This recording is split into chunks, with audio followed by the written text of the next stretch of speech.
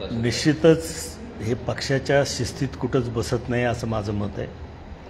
छगन भुजबळांनी जो जी.आर. मुख्यमंत्र्यांनी, दोन्ही उपमुख्यमंत्र्यांनी, कॅबिनेटच्या सब कमिटीनं या ठिकाणी काढलेला आहे, त्याला चॅलेंज करणं निश्चितपणानं शक्य आहे. पण तुम्ही एकीकडं मंत्री राहता आणि दुसरीकडं मुख्यमंत्र्यांनी घेतलेला निर्णय चॅलेंज करता, याच्यासारखा राजकीय विनोद कुठे आहे असं मला वाटत नाही. एकीकडे आपण बघायला गेलं तर लक्ष्मण हाके यांनी जो विरोध केला होता सगळ्या आमदारांना आणि खासदारांना पण बीड जिल्ह्यामध्ये, आणि त्या ठिकाणी मात्र त्यांनी भुजबळांना त्या ठिकाणी त्यांच्यासोबत असलेले ते आपल्याला बघायला मिळाले नाही. आता हे माझं तर स्पष्ट मत आहे. मला त्या हाकेबद्दल आता काही बोलायचंही नाही. एक सुपारीबाज माणूस आहे, त्याला मी काही महत्त्व देत नाही. ज्याला स्वतःच्या निवडणुकीमध्ये 253 मतदान सांगोल्यामध्ये पडले, त्याला एवढं मीडिया का महत्त्व देते हेच मला कळत नाही. त्याची किंमत आमच्या दृष्टीनं शून्य आहे. परंतु मला या निमित्तानं एक सांगायचं आहे की महाराष्ट्रामध्ये कुणबी हे प्रमाणपत्र मिळण्याचा इतिहास सगळ्यांनीच डोळ्याखालून घालावा. 1967 सालापासून विदर्भ असेल, खानदेश असेल, नाशिक विभाग असेल, पुणे विभाग असेल, ज्या ज्या ठिकाणी स्वातंत्र्यपूर्व काळामध्ये इंग्रजाची सत्ता होती आणि त्या इंग्रजाच्या सत्तेच्या काळामध्ये ज्या नोंदी अतिशय चांगल्या पद्धतीनं मेंटेन केल्या गेल्या, त्या नोंदीच्या आधारे कुणबी प्रमाणपत्र महाराष्ट्रामध्ये सर्रास दिलं जातं आहे, आजही दिलं जातं. मराठवाड्यामध्ये वेगळी परिस्थिती होती. मराठवाड्यामध्ये निजामाचं राज्य होतं.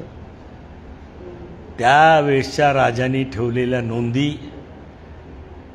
त्याचा त्रोटक उल्लेख कुठंतरी हैदराबाद गॅझेटियरमध्ये आहे. याच्याशिवाय काही नोंदी रेकॉर्डमध्ये सापडत नाहीत. ज्या सापडल्या त्या संपूर्ण मराठवाड्यामध्ये 42,000 नोंदी सापडल्या. त्याचं श्रेयसुद्धा निश्चितपणानं जरांगे पाटलाकडे जातं.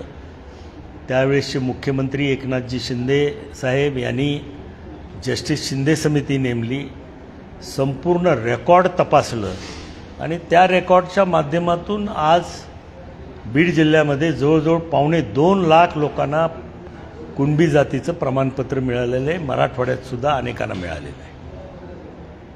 मात्र दादा, जो हाच विषय मी परत कंटिन्यू करतो की छगन भुजबळ यांनी यायचा आणि या जी.आरला विरोध करायचा, विशेष म्हणजे स्वपक्षीय आमदारावरती टीका करायची, एवढंच नाही तर त्यांना पाडण्याची भाषा बोलायची, आणि ते आगामी स्थानिक स्वराज्य संस्थांच्या निवडणुकांच्या अगोदर.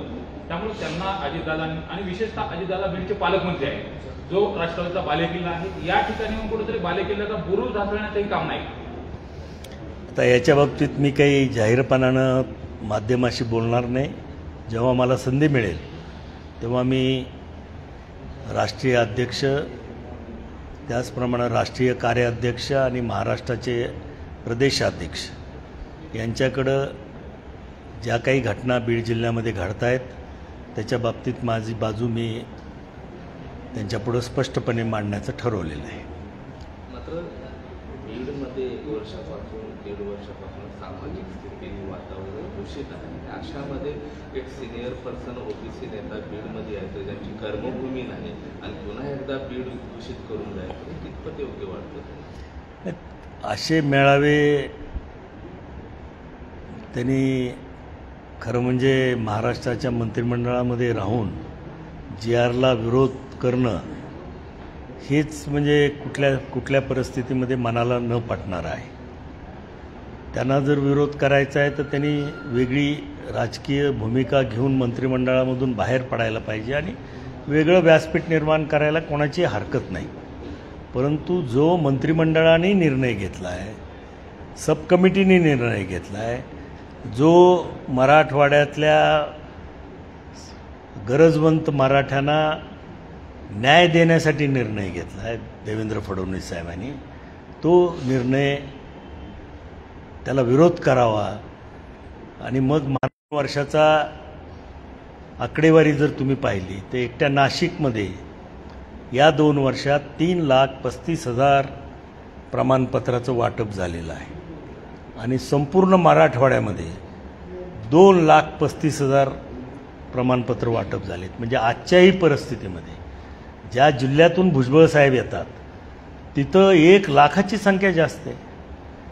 त्याकडं थोडंसं लक्ष द्यावं ना. तिथं त्या नाशिक जिल्ह्यात काय चाललंय तिकडं बघावं त्यांनी, असं माझं स्पष्ट मत आहे. मराठवाड्यात इथल्या गरजवंत मराठ्यांना पहिल्यांदा न्याय मिळतोय. तुम्ही गेली 1960 पासून जोपर्यंत म्हणजे या राज्याची निर्मिती झाली तेव्हापासून एकदाही या नोंदी शोधण्याचा प्रयत्न केला नाही. हैदराबाद गॅझेटियर काय होतं ह्याची माहिती तुम्ही घेतली नाही. आता शासनाने अतिशय सकारात्मक भूमिका घेतली आहे. आज नोंदी सापडवण्याचं काम तर झालेलंच आहे, परंतु हैदराबाद गॅझेटियर लागू करून ज्या हैदराबाद गॅझेटियरमध्ये जिल्ह्यामध्ये नोंदी होत्या, काही ठिकाणी 5 लाखाच्या नोंदी सापडतात, काही ठिकाणी 4 लाखाच्या नोंदी सापडतात, त्या नोंदीला एक सकारात्मक दृष्टीनं पाहिलेला आहे आणि तो एक विषय दादा, इथं छगन भुजबळ यांनी बीडमध्ये यायचं आणि इथं आल्यानंतर धनंजय मुंडे वारस आहेत असं म्हणायचं. म्हणजे कुठंतरी मुंडे बहीण भावामध्ये वाद निर्माण करायचा आणि परत तुम्ही मंत्रीपदाचं किंवा कुठलं काम करण्यापेक्षा तुम्ही ओबीसीचं काम करा असं स्पष्टपणे सांगायचं. म्हणजे स्वतःचं मंत्रीपदही वाचवायचंय आणि कुठेतरी बहीण भावामध्ये पण हे करायचं असं वाटतंय का? धनंजय मुंडे हे भुजबळांचे वारस होऊ शकतात का? नाही. आता हे पहा, आता ते वारसाबाबत एवढ्या जणांचा क्लेम आहे की डोकं चक्रावूनच जातं. त्याच्यामुळं केवळ एखाद्याच्या कुटुंबात जन्माला आला म्हणून तो काही वारस होत नाही. गोपीनाथ मुंडेंचं नेतृत्व आणि त्यांचं जे महाराष्ट्रातल्या सर्वसामान्य माणसामध्ये सर्व जाती धर्माच्या माणसं, मुंडेसाहेब काही हे फक्त एका जमातीपुरतं मर्यादित नेतृत्व नाही, ते सर्वसामान्य माणसाचं नेतृत्व आहे आणि त्यांचा विचाराचा वारसा हा फार मोठा वारसा आहे. त्याच्यामुळं त्यांच्या पश्चात वारसदार कोण वगैरे असे वाद निर्माण करण्यापेक्षा आता बऱ्याच दिवसांनी बहीण भाऊ ती साताऱ्यातल्या फलटणमध्ये नोकरीला होती. मात्र तिथला जो कोणी PSI आणि PI आहे तिथं लैंगिक शोषण केले अशी माहिती आणि तिने चिठ्ठी हातावरती देऊन आत्महत्या केलेली आहे आणि लोकांनी आणि बऱ्याच नातेवाईकांनी SITची देखील मागणी केली. हे पहा, ती डॉक्टर महिला माझ्या मतदारसंघातली आहे. कोटरबन म्हणून तिचं गाव आहे. तिचे आईवडील सर्वसामान्य शेतकरी कुटुंबातले आहेत आणि अतिशय कष्टाने त्यांनी या मुलीला शिकवलेलं आहे.